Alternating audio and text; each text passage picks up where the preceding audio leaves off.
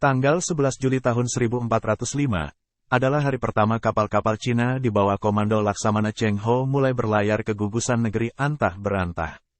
Samudra Barat, begitu mereka menyebut lautan luas yang kelak diberi nama Samudra Hindia, samudra yang melindungi Nusantara.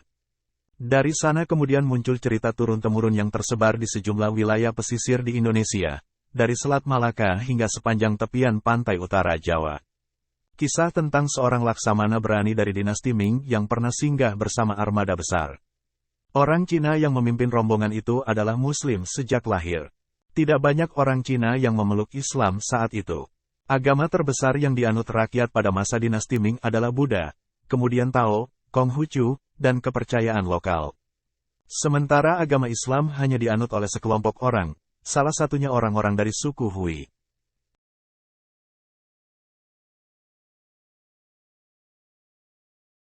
Nama aslinya adalah Zheng He, kemudian dikenal sebagai Cheng Ho. Ia dilahirkan di Yunan pada tahun 1371. Suku Hui merupakan salah satu dari 5 suku terbesar di Cina.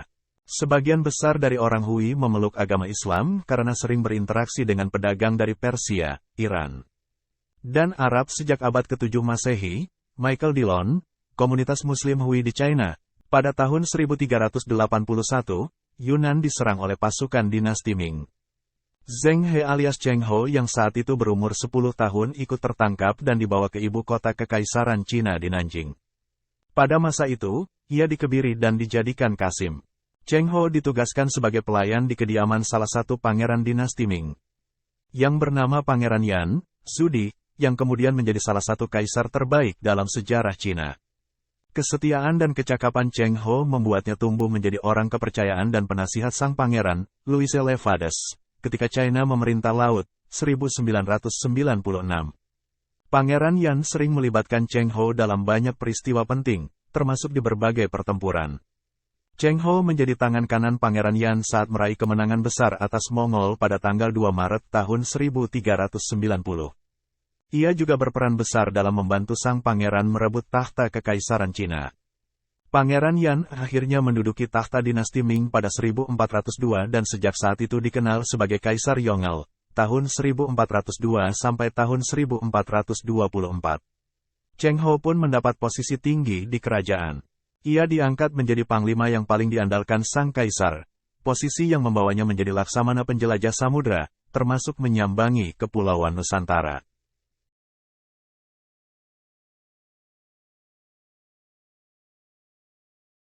Pada tahun ketiga masa pemerintahannya, Kaisar Yongle memerintahkan Cheng Ho untuk menjelajahi lautan.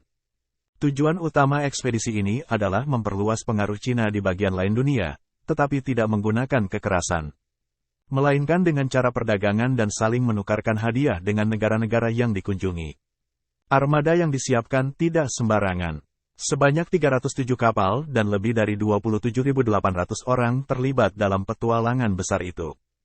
Setidaknya 62 kapal besar, ditambah 190 kapal lain yang lebih kecil dan sisa-sisa kapal tambahan. Selain persediaan yang terdiri dari berbagai macam barang, termasuk bahan makanan seperti sapi, kambing, dan ayam. Kapal-kapal tersebut juga mengangkut komoditas yang akan dijual atau ditukar di negara tujuan, seperti emas, perak, porselen, dan terutama kain sutera. Pada akhirnya, perjalanan yang panjang dimulai.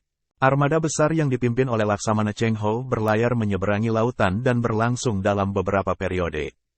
Salah satu tujuan dari ekspedisi dinasti Ming ini adalah untuk mengunjungi kerajaan-kerajaan di daratan sekitar Samudra Hindia yang namanya telah sedikit terdengar. Jejak Cheng Ho di Nusantara. Setidaknya ada 7 periode yang menjadi masa-masa pelayaran armada Cina yang dipimpin oleh Cheng Ho, berlangsung hampir selama 3 dekade, antara tahun 1405 hingga 1433. Sebagian besar dari periode tersebut, kapal-kapal dagang dinasti Ming berhenti di berbagai negara di kawasan Asia Tenggara, termasuk Nusantara. Periode pertama, tahun 1405 sampai tahun 1407, armada Cheng Ho yang melintasi Laut Cina Selatan berhasil mencapai Jawa setelah sebelumnya berlabuh di Champa, sekarang wilayah Vietnam. Dari pantai utara Jawa, rombongan ini melanjutkan perjalanan ke arah barat, menuju Sumatera. lalu melalui Selat Malaka, dilanjutkan ke Sri Lanka dan India, sebelum kembali ke Cina.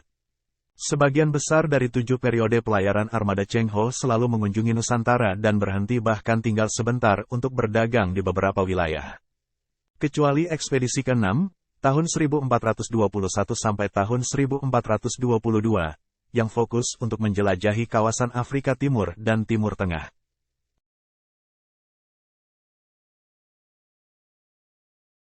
Misteri perjalanan Muhibah di Nusantara mencatat beberapa wilayah atau kerajaan di Indonesia yang dikunjungi armada dari dinasti Ming itu dalam periode yang berbeda. Di antaranya adalah Jawa, Kerajaan Majapahit, Palembang, Aceh, Kerajaan Lamuri dan Samudera Pasai, Kalimantan, dan pulau-pulau lainnya di Nusantara. Pada 1406, armada Cheng Ho mengunjungi Majapahit dengan berlabuh di Tuban. Selanjutnya mengikuti pantai utara Jawa dan berhenti di beberapa kota pelabuhan, termasuk Semarang, Cirebon, dan Sunda Kelapa. Durorudin Masat, Muslim Bali, mencari kembali harmoni yang hilang. Kapal-kapal Cina itu melanjutkan perjalanan ke barat dan sempat berlabuh di Palembang, Riau, Aceh, hingga Malaka. Kemudian, armada Cheng Ho beberapa kali pergi ke Nusantara dalam periode yang relatif dekat, yaitu pada 1408, 1409, 1413, dan 1416. Kunjungan terakhir Cheng Ho ke Nusantara adalah pada 1430, ketika dia hampir berusia 60 tahun. 30 tahun kemudian, sang Laksamana meninggal dunia. Cheng Ho tiba di Nusantara saat ini, terutama di Jawa dan Sumatera, sedang mengalami masa peralihan dari era kerajaan Hindu-Buddha ke Islam. Cheng Ho dikatakan memainkan peran penting dalam penyebaran ajaran Islam di Nusantara, yang kemudian menjadi agama mayoritas di Indonesia meskipun dia adalah orang asli Cina, bahkan duta resmi dinasti Ming.